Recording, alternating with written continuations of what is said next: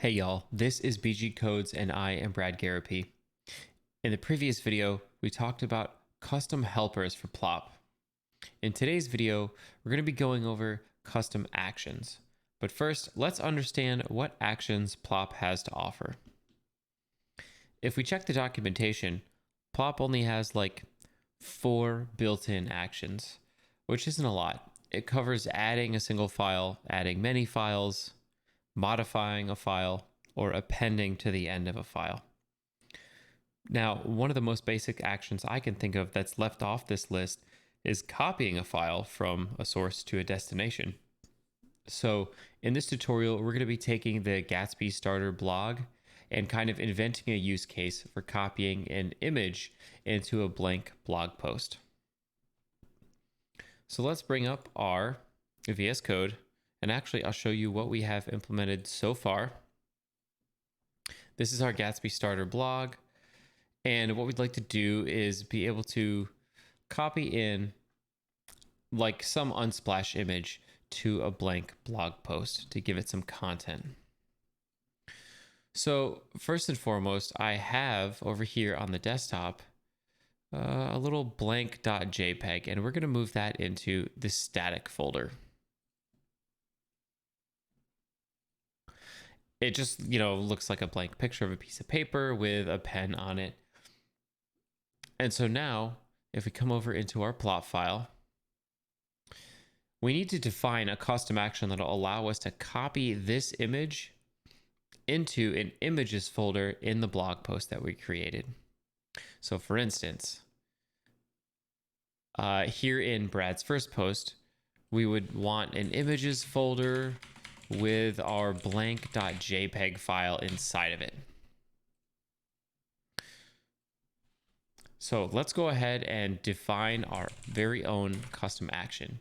Just like helpers and generators, plop has a set, I believe it's called set action type. And just like the others, the very first argument is the title of it, and we're going to call this copy. And then the second argument is an arrow function, what it is that you want to accomplish. Now, it's important to know that set action type is actually passed 3 parameters: answers, config, and plop. So the first thing we should do, just to get our bearings here, is log out each of these. So let's log out answers, and let's log out config when we run this. And in order for this action to actually fire, we're going to have to come down here to our generator, and we'll have to call that action. So in order to call an action, the first thing you do is give it a type. And so we want to use the copy action that we just created. And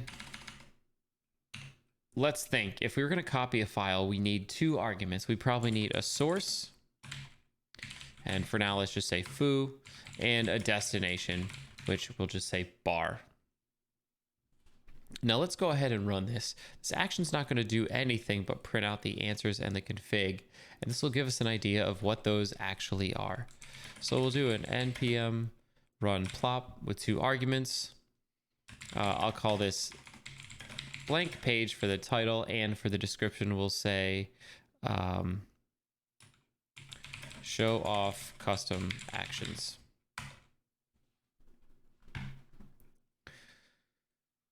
So we'll see 2 console logs here. The very first is the answers, and then the second is the config. So you'll notice that the answers are title and description, exactly what we prompted the user for earlier. And then the config is actually this configuration of where we called the action. So you'll see the config is the type, the source, and the destination, or really it is this entire object passed in.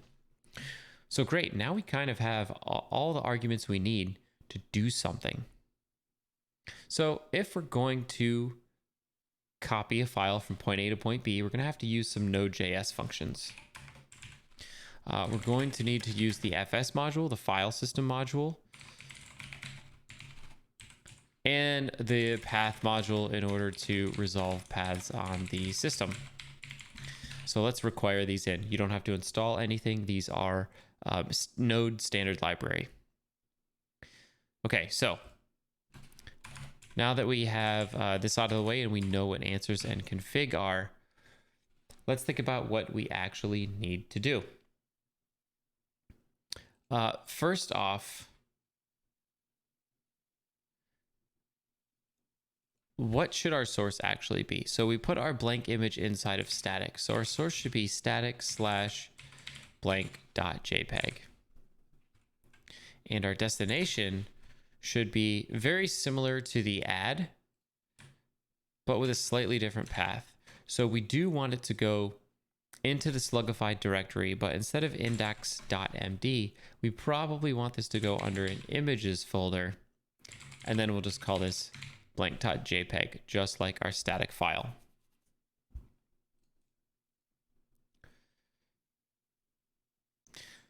But we have a problem. Let's log out the config again and recreate this content.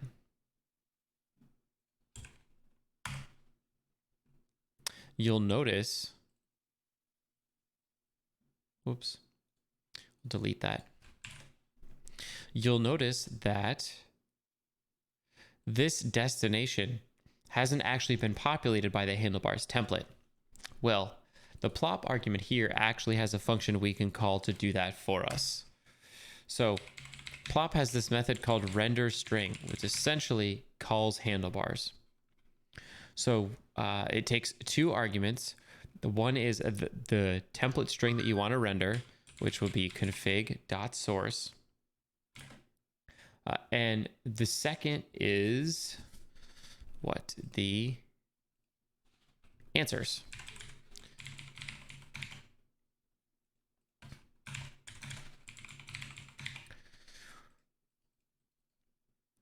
And so the answers is like the variables that you will pass into the template string. So source to review is, well, I guess it's better to talk about the destination first, because the destination is really the only thing that's getting translated. So you've got the destination having the slugified title.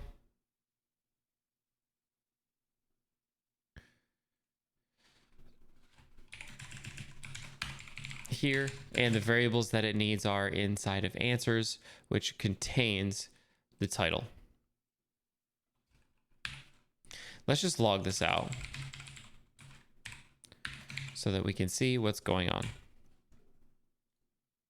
Remove the old directory, start again. You'll see that it takes the configuration, the destination, and populates it with the title from answers. And now instead of having that slugified title here, blank page is actually substituted. So let's just do this for both the source and the destination so we can get the proper substituted values.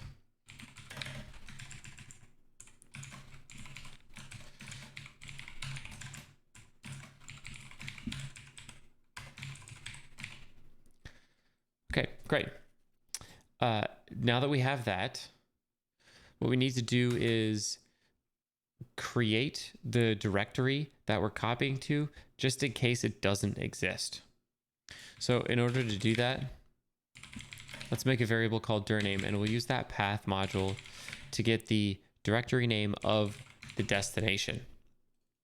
So for instance, if our destination was content blog blank page images blank.jpg, the dir_name goes all the way up until images. So let's grab the dir_name and let's use the file system module to create that. Node can't copy a file unless the directory exists. So let's use the synchronous version of make directory, and this is going to create content, blog, blank page, images. And now that the directory exists, we can copy the file there. So let's use copy file sync, and we'll copy it from the source to the destination.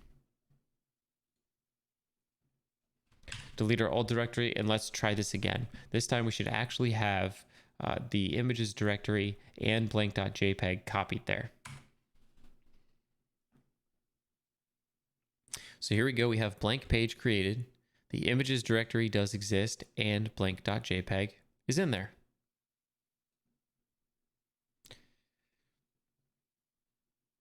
And let's do, whoops, Gatsby's still running. Let's kill that. Let's do one last thing. Great, now we have an image there, but we actually need to link to that image inside of our handlebars template. So here's our handlebars template. Let's get fancy. Instead of this lorem text, let's do a markdown image. So you denote an image like this, where inside of the square brackets, you give it alt text. Let's just say this is a blank page. And here is your link to the image. So we're looking at the images directory, and we want blank.jpg. We've killed the Gatsby server, so let's restart it to pick up the brand new file. Actually, we need to generate first and then start the Gatsby server. So now you'll see we have our properly generated blog post with the alt text and the link to the image. And inside of the images directory, we have our blank.jpg. Couple more seconds, this should be finished up.